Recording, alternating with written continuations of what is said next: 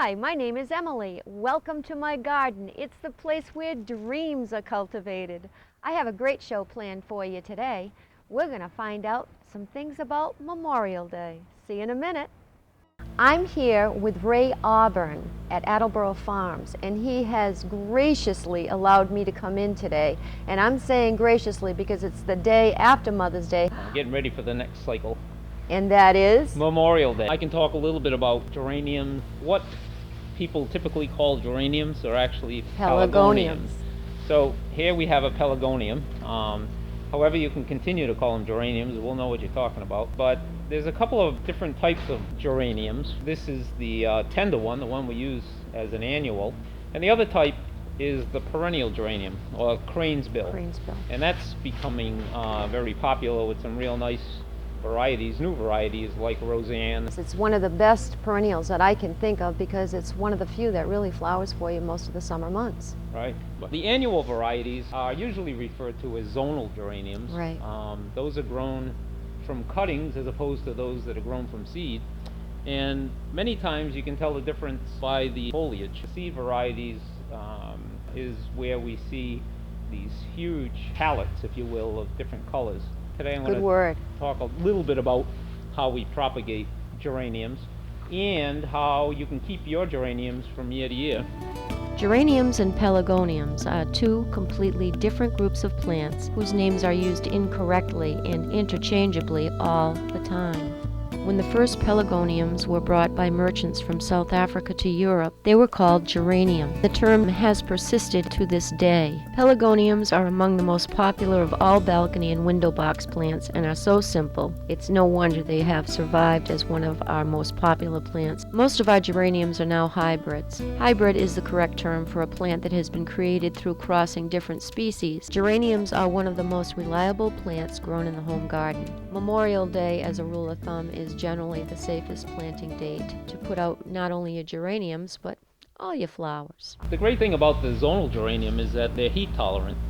So on a gravesite or window box in the hot sun in July and August, they can tolerate the heat and tolerate a little less water than some of the other annuals. Which is probably one of the reasons why they choose them so much for this holiday. Right. The Regal geraniums are Martha Washington. Now they look like azaleas. Yeah, they can't tolerate the heat as well. So many times they use them for indoor plants. So you want to give us a little demo? Okay. All right, let's snap over there. You ready? And we're magically over here. How did that happen? Okay. I don't know. She's doing me over here. Okay, what we have is a zonal geranium, and for those of you who may be interested in propagating your own, let me show you how we typically go about this. At the end of summer, before the first frost, you want to start thinking about doing something like this. That's the window. And in the spring, if you want to grow them for the summer season, you want to get on them as soon as they're in a vegetative state. And we'll go over a little bit about how you can overwinter them and actually keep them in that state. A stock plant like this, you'll want to take a good cutting like this. Take that little flower off. We're going to take some branches off, and what we want to do is we want to strip it right down to this. So now we have about a 3 to 4 inch section. What we're going to do is we're going to dip it in rutone that has a fungicide in it. Typically we'll dip this in the rutone and then put it in a lightweight soil. Start them in like a 4-inch pot or put them in a tray. So if you want to do 50 of them, for example, which may be a lot, but if you wanted to do quite a few of them, you'd stick them in a tray in a lightweight soil that contains peat moss, vermiculite. Most of you are familiar with that soil. Or you can mix your own. So you take sand and you take vermiculite. And you make a meatloaf. The key is that you want to have a nice lightweight soil. And you don't have to have a greenhouse to do this. Right. You want to have, actually, good point, as long as it's warm and it's very light, that's adequate. So then what we do is we stick the cutting. In about 4 to 6 weeks, you'll have approximately a 1-inch root system on this cutting. Once you have that, what you're going to do is transplant it into a 4 or 6-inch container, again using a lightweight soil. After we've rooted out the cutting, what we want to do is potted, and we're on our way to This. this. Or that. Or that. Correct. Now maybe we can discuss a little bit about how they're overwintered, because once you go through the summer and you've done a good job in terms of keeping this thing flowering. Fertilizer. What do you recommend? I know you have some great stuff here.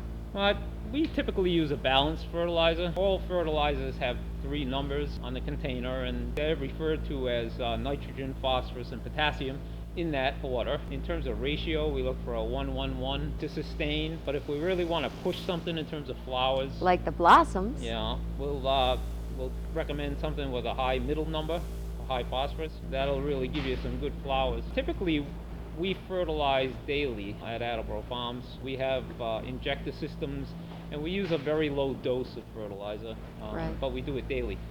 In a home environment, particularly in a container, we really should consider fertilizing at least every 10 days. And the reason for that is every time we water these containers, the nutrients are flushing out. So we need to replace those nutrients, much like we like to eat every day. Exactly. Plants. I used to recommend that they watered the plant first and then use the fertilized water so that it would hold. What happens is it leaches out. And that's a good idea. Now, at the end of the season. At the end of the season, what are we going to do now, Ray? Okay, well, we hope that you put it in your compost heap and buy a new one next year. You should anyway, honestly. It's nice to keep some of the old ones going, but you might want to add 2 every year. There's so many different colors. He's sneaking away.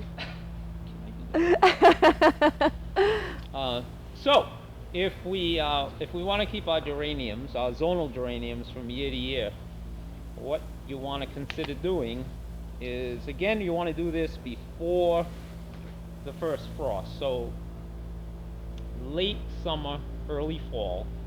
We usually see the first frost in October. So somewhere before that time, you can take your geraniums out of the containers, or if they're in the ground, dig them up. Take it down to about 4 inches. Mm-hmm. And what we want to do is take your garden hose and spray all the soil off so that you have a bare root geranium. You can do 1 or 2 things. You can hang this in a garage or a barn at 45 to 50 Fahrenheit through the winter. Mm-hmm. Or you could put it in a bag, actually a paper bag, just leave the top open. Right. Or even an onion bag would work. Yep. Every 3 or 4 weeks, take a look at it, and you may want to water it just to keep the stems turgid. We refer to that as turgidity, and it's just to keep it so it doesn't dry out. Mm-hmm. And that's how you want to take it through the winter. In the spring, what you're going to do is you're going to pot it up around March. Put it in a sunny window, start watering it, and you'll see new growth, new leaves. Applaud. Thank you. Thank you very much. Oh, this is a lifestyle. Ray started this business. You actually brought your son in, but now it's started the 2nd generation. You gave a spiel last year on doing a specific planter, and I never forgot it because the manner in which you delivered it was great. And I'm going to give you 3 words, and I bet it brings it back. Okay. Thriller, Ah, spiller. and filler. We're going to pop over to a container now so you can show them those 3 points. You ready? Okay, great. Okay, Let's here we go. Show me the thriller. Oh, okay. So, you ask me all these hard questions. Okay, the thriller in a mixed container, one that draws your eye to it. Well, in this instance, it's the Dracaena, or the upright. The spike, as you call it. That's the thriller. And you can see this new diamond frost. It's a euphorbia. Is a proven winter plant. That's what we're using for a filler. And the Sutura, or Bacopa, we're using for the spiller. So there are the 3 elements of a good mixed container.